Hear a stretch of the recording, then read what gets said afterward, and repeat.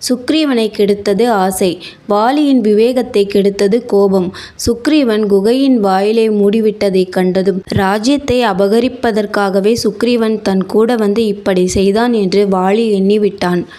அரக்கனுக்கு தன்னை பலி கொடுத்துவிட்டு தன்னுடைய பதவியை அபகரித்து கொள்ள பார்த்தானே என்கின்ற மனதில் சுக்ரீவனை பற்றி முடிவு செய்து கொண்டு பொங்கிய கடும் கோபத்துக்கு இரையானான். உடன் பிறந்த தம்பியை அவமானப்படுத்தி ஊரை விட்டு துரத்திவிட்டு சினத்தை வளர்த்து கொண்டே போனான். கோபம் மன்யு என்று கோபத்தின் மூலத்திற்கு வடமொழியில் பெயர். இது வாலியை ஏமாற்றி அவனை பாவத்தில் தள்ளிற்று.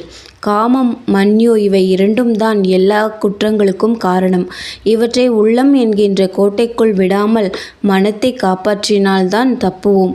சுக்ரீவன் பிரலாபிக்கிறான். நான் எவ்வளவு பெரிய குற்றம் செய்தாலும் என்னை கொல்லாமல் ஓடிப்போ, உயிர் தப்பி பிழை என்று சொல்லி அண்ணன் என்னை துரத்தினான். அவ்வளவே. நானோ அவனை கொல்ல சதி செய்து அவனை கொன்றுவிட்டேனே.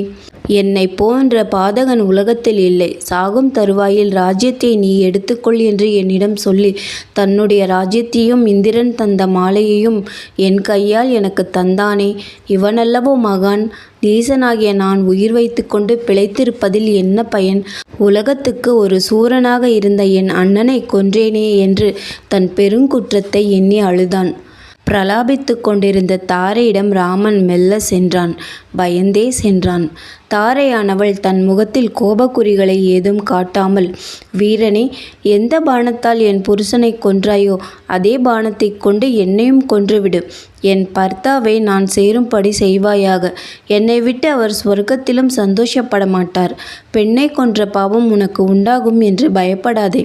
புருஷனையும் மனைவியையும் ஒன்று சேர்த்த புண்ணியம் உனதாகும். என் புருஷனை அதர்ம முறையில் கொன்றதற்கு இதுவே உனக்கு பிராயச்சித்தமாகும். வாலி இறந்த பிறகு நான் பிழைத்திருக்க முடியாது என்று மகாவீரனுடைய பட்ட மகிழ்ச்சிக்கு உரித்தான மொழிகளை சொல்லி புலம்பினாள். இவ்விடத்தில் தாரை ராமனுடைய அவதார உண்மையை அறிந்து ராமனை மகா விஷ்ணுவாகவே கண்டாள் என்று நாம் படிக்கும் வால்மீகி ராமாயணத்தில் சொல்லப்படுகிறது. லக்ஷ்மணன் தாயாகிய சுமித்திரையை பற்றி வழங்கி வருவதைப் போலவே வாலியின் மனைவி தாரையும் மகா அறிவாளி, ஞானி என்பது பரம்பரையாக வந்த அபிப்பிராயம். ஆனப்படியால் அவள் தன் புருஷனை அதர்ம முறையில் கொன்றவன் மேல் கோபமும் வெறுப்பும் முதலில் கொண்டிருந்தாலும் நேரில் தரிசனம் அடைந்ததும் ராமனுடைய உண்மை சொரூபத்தை கண்டாள் என்று சொல்லப்படுகிறது. வெறும் கதையாக படித்தால் இது ரசமாக தோன்றாது. பக்தி மார்க்கத்தில் ஈடுபட்டுள்ளவர்களுக்கு இது அசம்பாவிதமாக தோன்றாது. துளசிதாசருடைய ராமாயணத்தில் இந்த சந்தர்ப்பத்தில் பரமசிவன் பார்வதிக்கு சொல்வ